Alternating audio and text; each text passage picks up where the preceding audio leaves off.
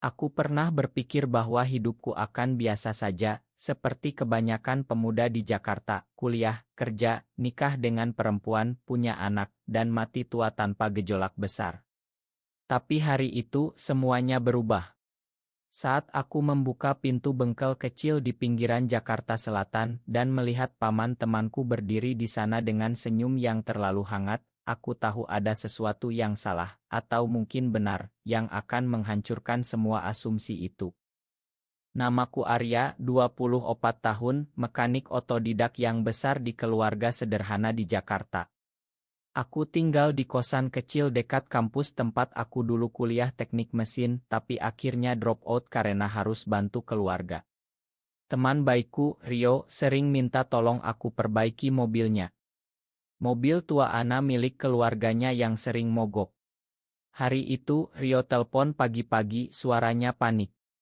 Arya, mobilku mati total di rumah paman di Depok. Bisa tolong ke sana? Paman lagi sendirian, tante keluar kota. Aku setuju, seperti biasa.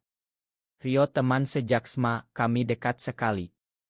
Dia tahu aku suka cowok, meski aku jarang cerita.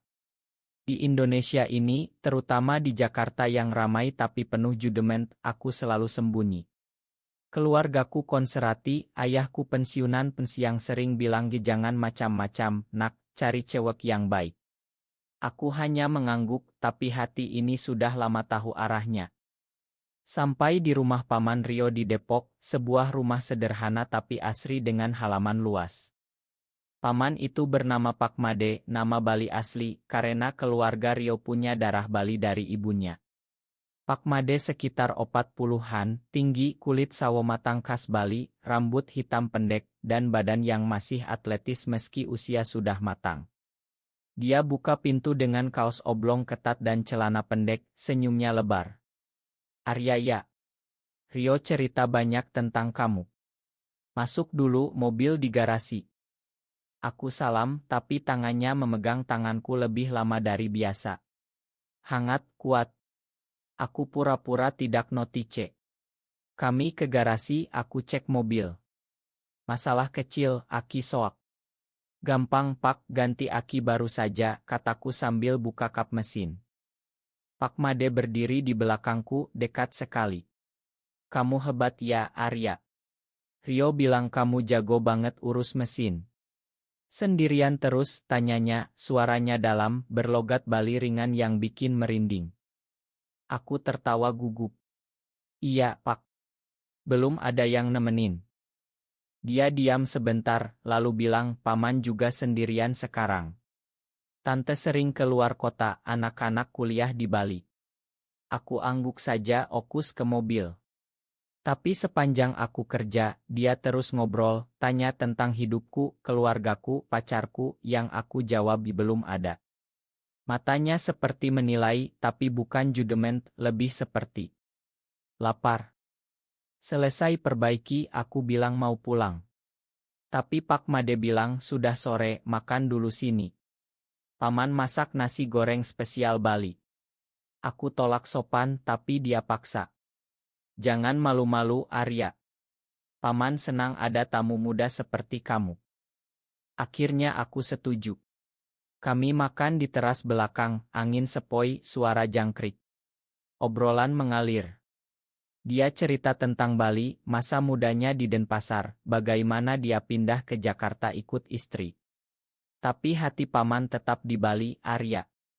Di sana lebih bebas, lebih terima apa adanya. Aku bertanya-tanya maksudnya. Malam semakin larut, Rio telepon bilang terima kasih, tapi dia malam ini nginap di rumah pacarnya. Jadi aku sendirian dengan Pak Made. Dia tawarin nginap, mobil baru diperbaiki, malam hujan deras nanti bahaya. Aku ragu, tapi hujan memang turun deras. Aku setuju. Kamar tamu kecil, tapi nyaman. Tengah malam, aku tidak bisa tidur. Pintu kamar terbuka pelan, Pak Made masuk dengan segelas air. Kamu haus enggak?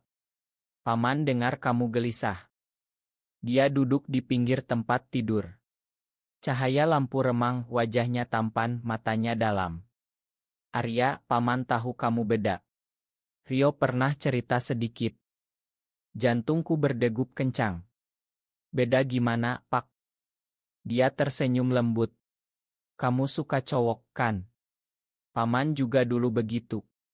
Di Bali ada cerita lama tentang itu, tapi di sini sulit. Aku terkejut tapi lega sekaligus. Untuk pertama kalinya ada orang dewasa yang bilang begitu tanpa menghakimi. Kami ngobrol panjang, dia cerita masa mudanya, cinta terpendamnya dengan teman di Bali yang akhirnya hilang karena tekanan keluarga. Air mataku jatuh tanpa sadar. Pak Made peluk aku pelan. Jangan takut, Arya. Kamu tidak sendirian. Pelukan itu hangat, lama. Aku rasakan napasnya di leherku. Tapi malam itu berhenti di situ.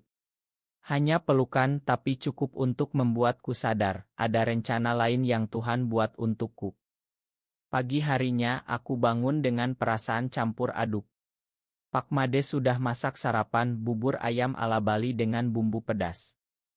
Makan dulu sebelum pulang, katanya lembut, seperti ayah tapi lebih dari itu. Kami sarapan sambil ngobrol ringan. Dia tanya rencanaku ke depan. Aku cerita tentang mimpi buka bengkel sendiri, tapi modal susah. Paman bisa bantu kalau kamu mau sering ke sini, katanya sambil tersenyum. Aku pulang ke kosan dengan hati berbunga. Rio telepon sore harinya, gimana mobilnya? Paman bilang kamu hebat banget. Aku jawab biasa saja, tapi dalam hati gelisah.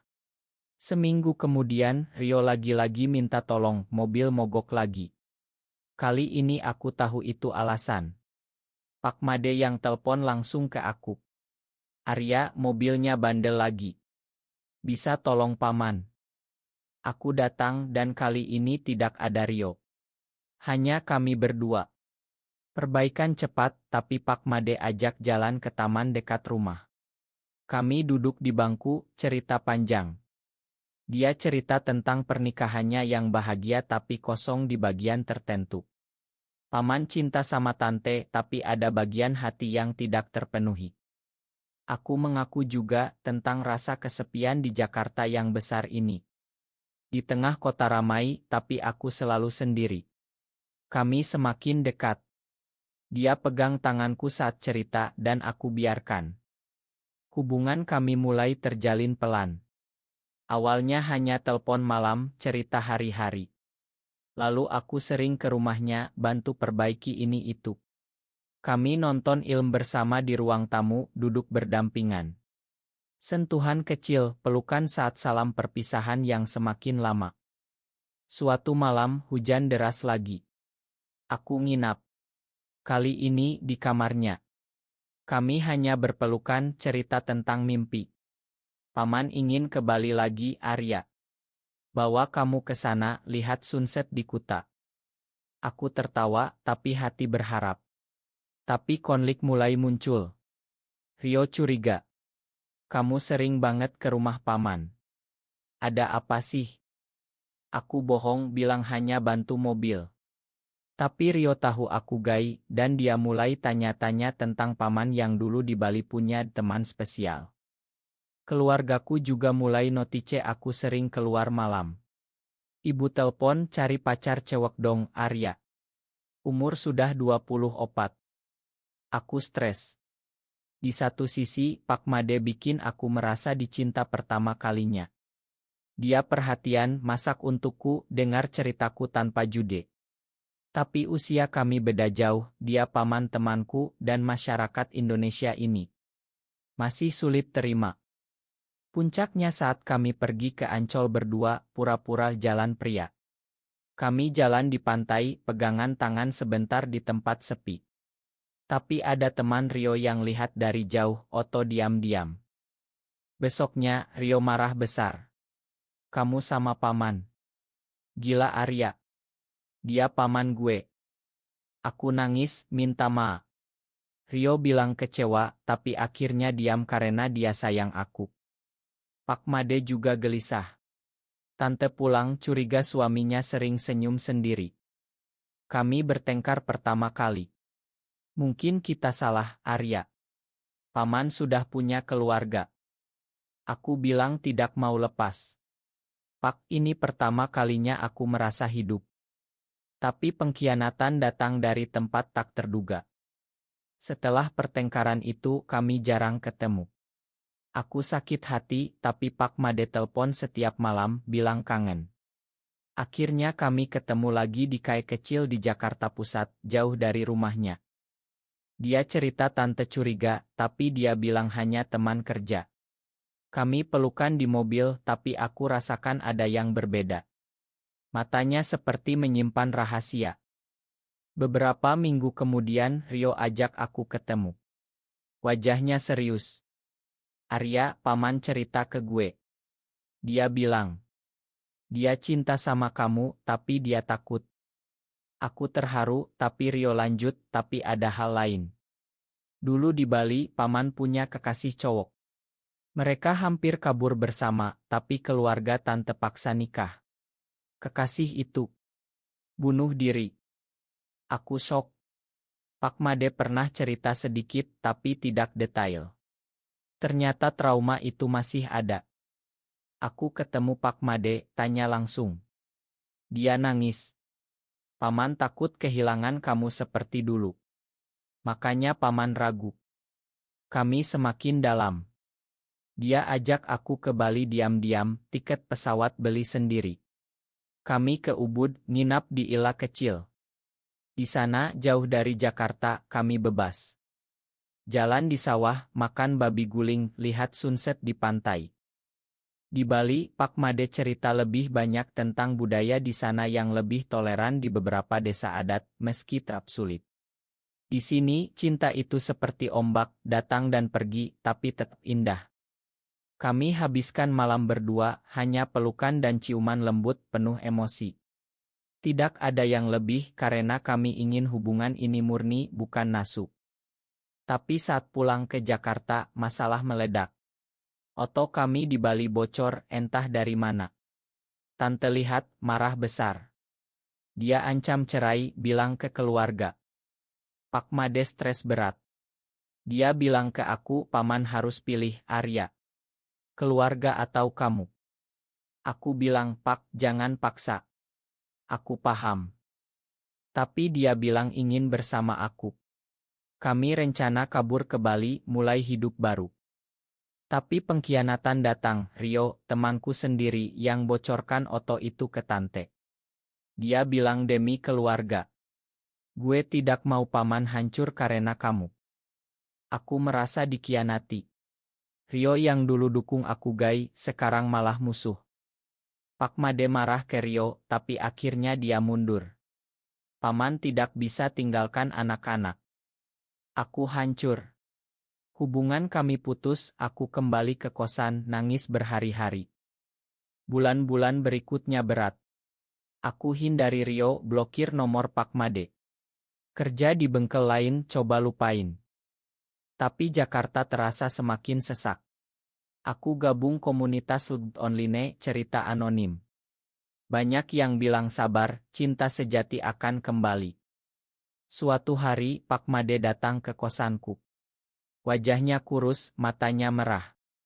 Arya, paman cerai. Tante setuju asal anak-anak tetap sama paman. Aku terkejut.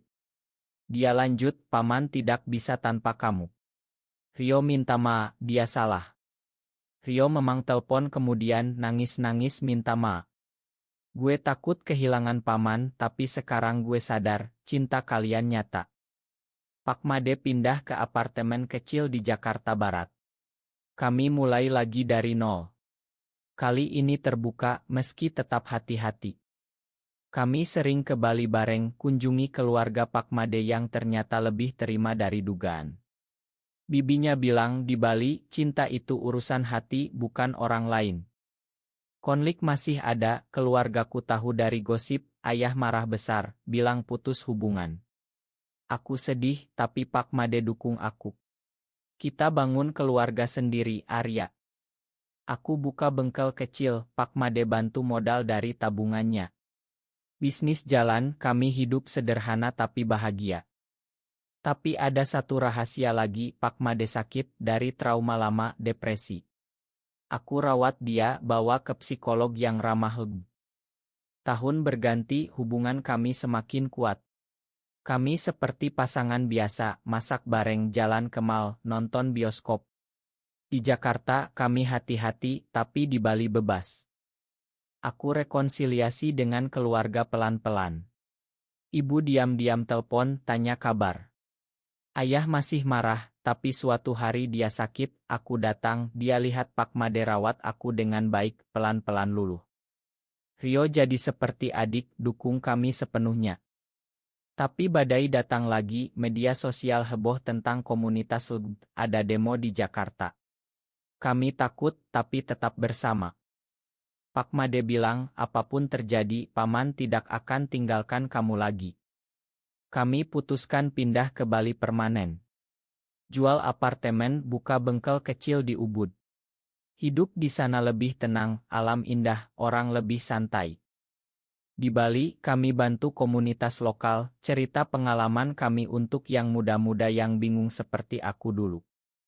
Cinta kami penuh liku, pengkhianatan dari teman, tekanan keluarga, stigma masyarakat. Tapi kami belajar sabar, dan setia. Sekarang 5 tahun kemudian, aku duduk di teras rumah kami di Ubud, lihat sunset. Pak Made yang sekarang aku panggil Made saja, duduk di sampingku, pegang tanganku. Mobil Ana tua Rio masih ada di garasi, kami rawat sebagai kenangan awal mula. Rio sudah nikah, punya anak, sering kunjung ke Bali bawa keluarga. Kami seperti keluarga besar. Keluargaku akhirnya terima, ayah datang kunjung, bilang yang penting kamu bahagia, nak. Hidup tidak sempurna. Masih ada orang yang jude, masih ada hari sulit. Tapi cinta kami buktikan, cinta sejati bisa menang atas segala. Aku pernah berpikir cinta sesama jenis itu salah, dosa, mustahil di Indonesia. Tapi Made ajarkan aku, cinta itu manusiawi, indah, dan layak diperjuangkan. Kisah kami mungkin tidak happy ending seperti dongeng, tapi ending yang nyata, penuh pengampunan, penerimaan, dan harapan. Buat kalian yang sedang berjuang seperti aku dulu, jangan menyerah. Ada orang yang akan cinta kamu apa adanya. Dan suatu hari, dunia akan lebih baik. Terima kasih, Made, karena rencana lain yang kamu punya itu jadi rencana terbaik dalam hidupku.